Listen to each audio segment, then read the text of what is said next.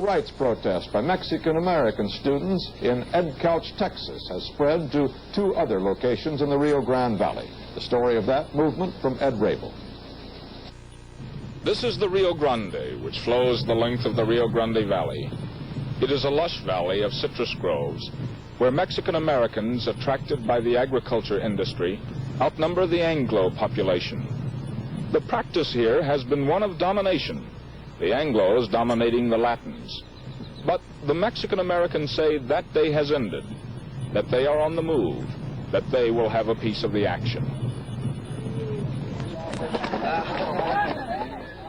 Mexican-American students at a school in the valley community of Edcouch have been demonstrating for what they say are their rights. The school district expelled about 175 of the students after they staged a walkout and began the demonstrations. Later, the students presented a list of demands, one of which challenged the school's alleged policy prohibiting the speaking of Spanish on the school grounds.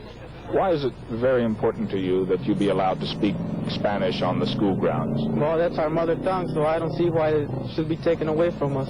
We're born of Mexican-American parents, and we have to speak Spanish to them, and they want us to forget our native tongue.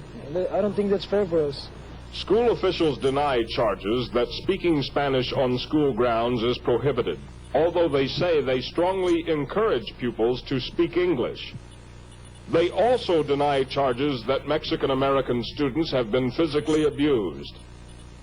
At a special meeting between board members and parents, School Superintendent A.W. Bell denied the allegation that faculty members have been guilty of blatant discrimination against pupils. I can give you the official stand of both the school board and the administration, and that is that we do not have discrimination in the school system. There may be isolated cases of discrimination that we don't know about.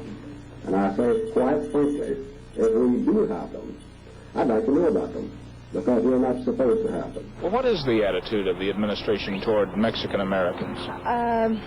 Well, on my opinion, they have always been pushing us, and I think it's time for us not to be pushed around so much like they have. They want you to say, well, I regret what I've done, and I won't do it again. They want you to do that in order to get back into school.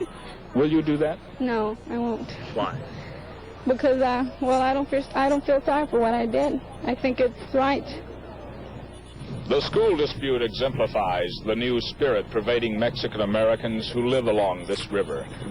The Mexican Americans here hope their new spirit will bring a better life to them. Ed Rabel, CBS News, in the Rio Grande Valley. A federal judge has ruled those school suspensions invalid, pending individual hearings for each student. A state of emergency was declared today in Newark, New Jersey, after about half the city's police and firemen called in sick to press demands for higher pay. City officials support the demand.